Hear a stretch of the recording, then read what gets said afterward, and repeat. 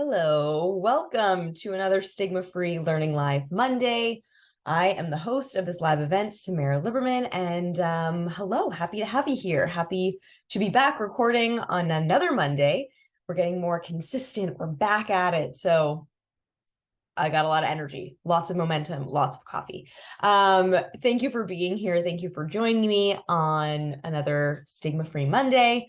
If you're new to this live event, this is my typical, beginning of the live event ramble where I just kind of stumble over my words and talk to you about myself and about the Stigma-Free Society and kind of share a little bit about what the live event is going to look like for today.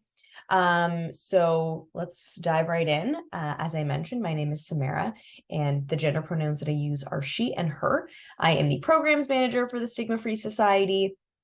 I also write a lot of the content that goes up on our student mental health toolkit, which is what we pull from for this live event, or I guess what I pull from, I should say. So the purpose of this live event is really just to kind of share what's available to you on the student mental health toolkit, whether you're an educator, a school counselor, a parent, guardian, or caregiver, a principal, a student, if you're a young person looking to get some information on the topics that we talk about. I'm here to kind of walk you through what we have and share with you what the resources look like, where you can find them, and all that good stuff. So I hope it's informative. I hope it's helpful. And yeah, so to give you a little bit of background for where I'm coming from, who I am, and the Stigma-Free Society, if you're new to our organization, it's good to give a little bit of background, a little bit of context. So my background, let's start with me. Oh goodness, it's going to be one of those days. So my bachelor's degree is in equity studies, and I have a master's degree in teaching. I also have a professional development certification in early years mental health. So lots of different exciting things, and my background is pretty diverse. The topics that I like to talk about are, all really interconnected, but also, stand alone and have their own individual pulls and merit and reasons that they get me excited. So again, lots of overlapping, lots of intersecting, but also lots of unique things that happen in the background that I have. So the Stigma-Free Society, if you're new to the organization, we've been in existence for a very long time now.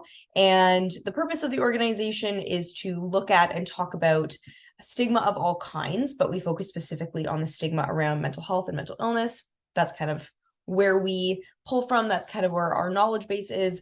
But we also talk about stigma of all kinds and how different forms of stigma often overlap and intersect with mental health, and how those things are kind of interconnected. We also are very big proponents of people sharing their own lived experience. So that's kind of what got us started. As I mentioned in my last live event, our virtual Stigma-Free presentations program is really the opportunity for people to share their own lived experiences when talking about mental health and mental illness. And that all started because Andrea Paquette, our president and co-founder, has her own lived experience with bipolar disorder and wanted to share her story so as to, reduce the stigma around bipolar disorder and to just get people talking about these conversations, which are really, really vital to be talking about. Now and always. So that's it. That's the background. That's the context. So as I mentioned, the Student Mental Health Toolkit is one of the resources that we provide for the world. And it's focused for young people. So it's for grades 4 to 7 and 8 to 12. So the youth section and the teen section. And, it's got a lot of amazing resources on it. And typically I will walk you through a lesson plan, but I've been kind of reorienting the live event to be a little bit more general about the toolkit. So today we're not looking at a lesson plan. I'm going to show you a different resource. Last time, as I mentioned, we talked about the virtual Stigma-Free presentations program. So if you want to go back and watch that video, all of our videos are archived on both our Facebook and our YouTube channel. So if you're looking on our YouTube channel, it's kind of hard to find them. They're not under our videos tab, they're under live. We use a streaming service or like a live stream service for these live events. So they don't necessarily end up in the place where you'd think they would be. So they're not in our video section, they're in our live section. So if you want to go back and watch old episodes, they are there. They're also always on our Facebook page under videos. So yeah, just wanted to mention that in case you missed last time or missed a few episodes ago, or you watched it, but you kind of want to go back and reference something. They're all still up there. They're just archived in slightly weird locations. Anyway, so I'm going to share my screen and I'm going to show you the resource or resources, I guess, that we're looking at today. And that's the downloadable resources. So just to give you a little bit of context and background about what these are before we dive in, we know that there's a lot of information out there on the internet and it can be really overwhelming and it's hard to kind of find succinct, direct, digestible information about certain topics. So that's where the downloadable resources come in. So these are really intended for the audiences of either young people themselves or for school counselors or for educators to use to kind of introduce these topics to young people, but again, in a way that's really succinct and digestible and kind of manageable.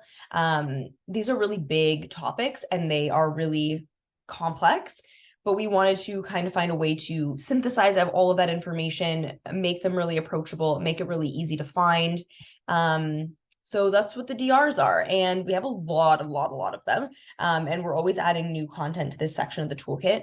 So I'm going to show you what they look like and I'm going to show you where they are in the toolkit. So I'm going to share my screen. This is what the lesson plan and downloadable resources page looks like. So as you can see, we're on the downloadable resource part.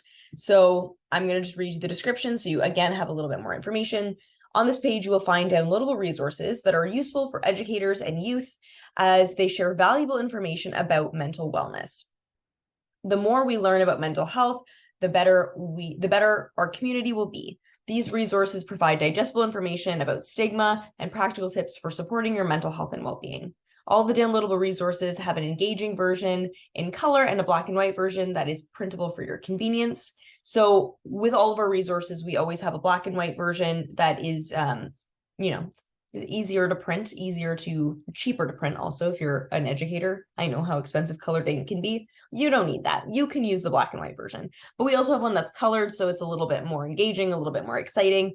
And those are all here for you for both of them. So I'm just going to show you where this exists in the toolkit. So if you go to the menu section, this is on both grades 4 to 7 and 8 to 12 side. So it's just down here. It's downloadable resources and lesson plan. So they're all kind of together, but in their own separate sections as well. So if you come down here, you'll see we have the first 3 at the top. So if you have not registered for full access to the toolkit, these are the only ones that you'll be able to see, or not see. You'll see all of the other ones, but the only ones that you'll be able to actually click on and read. So we do it that way so that people are encouraged to register for full access to the toolkit. I think I mentioned this last time. All that means is we get to track who's using the toolkit, where you are you an educator, what role you serve in your school community or with young people. So there's no charge to getting full access, and all you need to do to gain full access is go to sign up. So it's a really simple process, but again, it just means that we get to track who's using the toolkit, what they're accessing, and all that good stuff. So again, without full access to the toolkit, you'll only be able to click through the first 3. But when you gain full access, as I have, I'm logged into my account on the toolkit, so I can see all of them.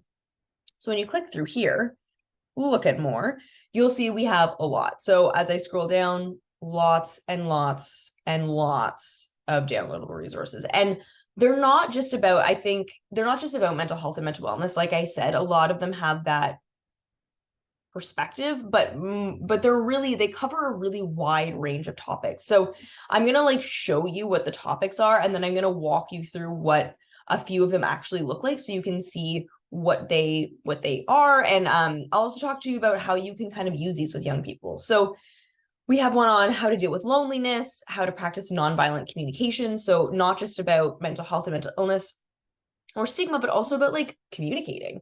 That's a part of talking about mental health, is learning how to communicate with each other effectively, and in a non-violent way. Anyway, so meeting people where they're at, anger, rejection, how to support a friend with an eating disorder, how to be an upstander. So what to do when you witness bullying, coping with large scale trauma and tragedies, understanding therapy, the power of movement for our minds, tips for overcoming stigma, fostering self-compassion, seeing yourself through another's eyes.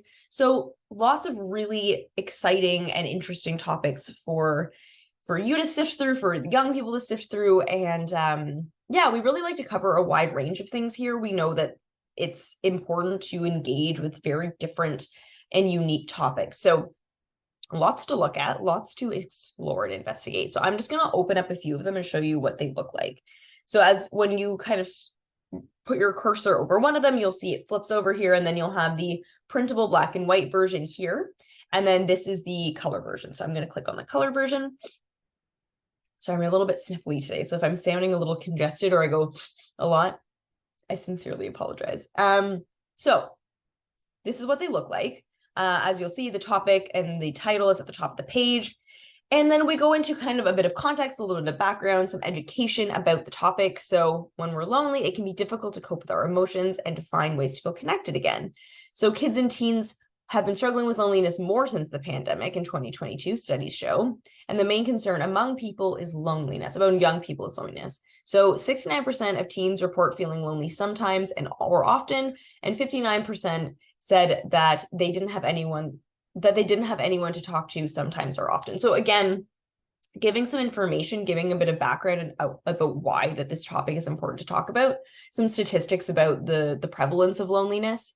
And then what we always try to do is, we're not just giving you information, we're also giving you like practical tips. So tips for overcoming rejection.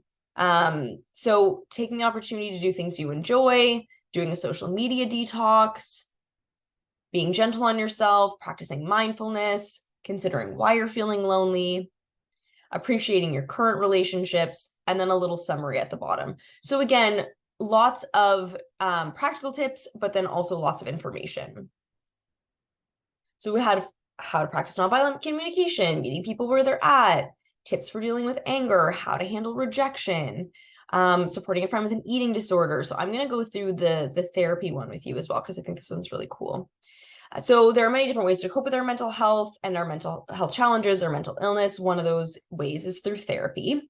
So there are many different kinds of therapy, and this topic can be a little bit confusing and overwhelming. So this breaks down different kinds of therapy, which may be new to young people or just kind of anybody in general. There's lots of different kinds of therapy, and like knowing where to start, knowing what is out there, it's kind of overwhelming. So we wanted to kind of, like I said, synthesize it, make it digestible and quick and easy to find. So we have psychodynamic therapy, what it's useful for addressing, behavioral therapy, cognitive behavioral therapy, humanistic therapy, like amazing, so many incredible things. So then at the bottom, we have a little bit of a kind of a send off, which is if you think you might need help, it might be helpful to talk to a therapist, consider discussing the idea with a trusted adult in your life who can help you make this decision. So like I said, the audience of these really is intended to be young people.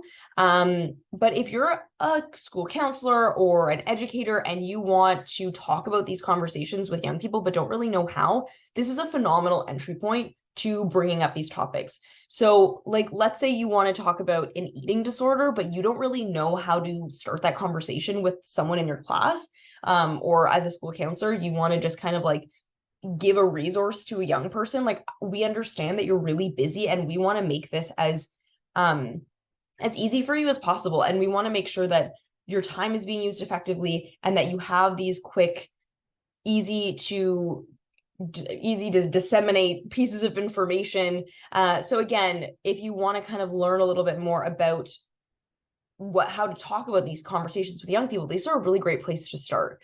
So let's say, for example, you have a student in your class who maybe comes to you and says, I have a friend who I'm suspecting is having some disordered eating challenges. I don't really know what to do. Oh my gosh. You go to your brain and you say, wait, what am I trying to say? You go to the toolkit and you say, okay, where am I going? What am I doing? How do I find what I'm looking for? And look, a resource here, perfect. So you can click on it, view it, print it out, show it to the young person. And here you go. How to help a friend who has an eating disorder. It's all there. It's all there for you. It's all there for them. Pretty amazing. And also this is like a really exciting new function of the toolkit that I just wanted to highlight because again, we have so much on here. Like it is a very robust resource. We have so many incredible resources that are added to the toolkit all the time. If you have a very specific topic that you are looking for a resource on, now we have a search bar. We haven't always had this.